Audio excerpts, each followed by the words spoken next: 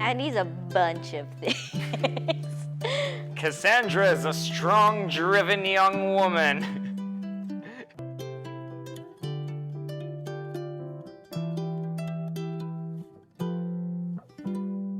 Sandy is the type of person that will go out of her way to do nice things for other people, like on a very regular basis. She is beautiful and cool and super lame. For one, he is very funny, and that's probably one of the reasons why I even wanted to start talking. No, that's really not. But he has a different sense of humor than most people. A very different sense of humor. He's kind. Aside from his very sarcastic, very extremely sarcastic personality, he's very, very, very kind. She's super fun to hang around. She's always witty. She's coming up with jokes and with funny things to say, and she's got a very interesting perspective and a clever way to look at things. She's always nagging me. Always the littlest, like most inch is always nagging. He's caring, he's thoughtful, he's a whole bunch of different things. He's a really hard worker. He's a really, really hard worker.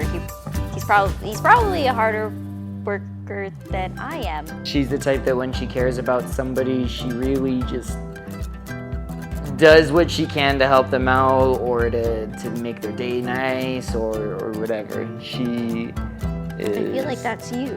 That's you. That's him. That's her.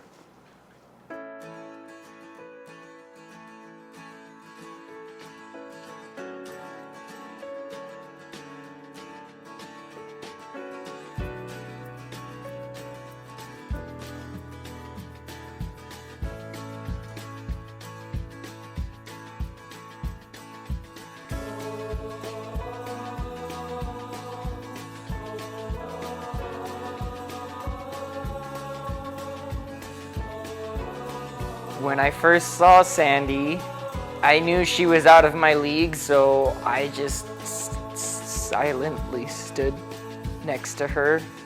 When I first saw Andy, it was at church. He got called up. I think that's when they were introducing him when he first came on island. And I thought he was super handsome. I was like, that's gonna be my husband one day. I didn't even know if he was single. I didn't even know how old he was. I thought he was like 35 years old and had a girlfriend already. I would walk to the bathroom on purpose just to catch Andy. I used to walk to the bathroom on purpose because I had to poo or pee.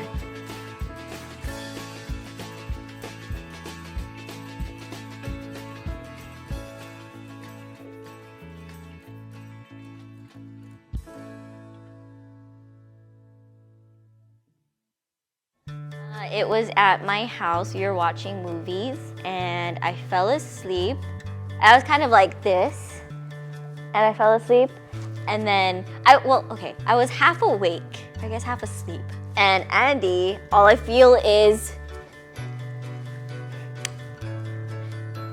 Okay, then the next day happens, and I ask him if he kissed me on my forehead, and he says no. It wasn't until later on that he goes, yeah.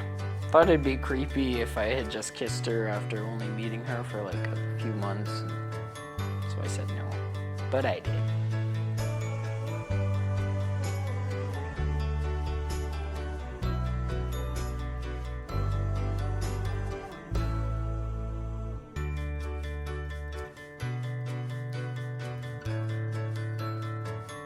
We were outside her house and we were just kind of sitting for a while, and then just kind of, I love you, I love you. And she didn't say it back. She didn't say it back for like a month. Really? Yeah. And I was like, I love you, Sandy. I love you so much. And then she was like, that's nice. I love you.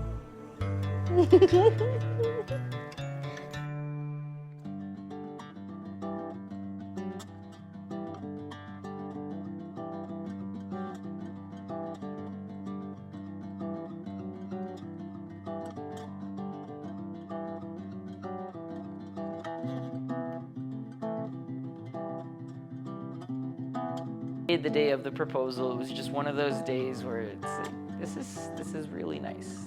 It's really slow. We were at his grandma's house. It was, I think it was a Sunday. And there was like a little bit of rain. It had just stopped, and she had she had coffee and I had hot chocolate. We were just kind of sitting there. And it was one of those moments that just like everything lined up, and it felt like, yes, this is it. This is the moment right here. Turns out it was just a moment to get a bag of chips for Sandy, which I didn't know until now. Then he gets in front of me and then gets on one knee and then, tells me all these things about how these are the kinds of days that he wants to spend the rest of his life with, me. Then he proposes. He says, will you marry me? And I'm just like, yes. Deep down inside, I wish it was a bag of chips though. So when Andy bought the ring, he left the receipt in my car. And so I saw the receipt and I asked him, I asked you, I said, what is this for? And he told me it was his friend's slipper. But there was a ring size on it and it was my size. You never told me that. I never did. Because I didn't want you to feel bad. Well, now I feel bad. I don't want to marry you anymore. You've been lying to me this whole time. Too late.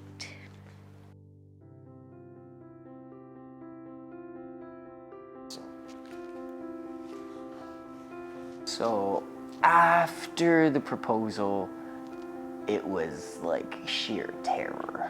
Just a big, oh yeah, I'm gonna marry her. And then a proposal, and she says yes. Oh.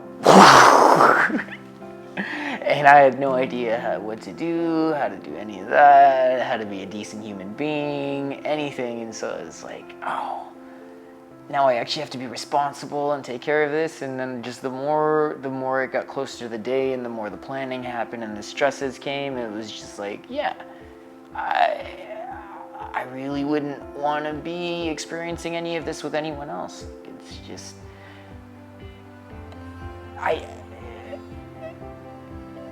she is definitely the most solid person who I've ever met, and she gets stuff done more efficiently than anyone else, and she has flair and style, and she's cool and funny and smart, and there's nobody else who could take care of things the way that she does. She just has a magic about her that whatever she puts her hands to is just beautiful.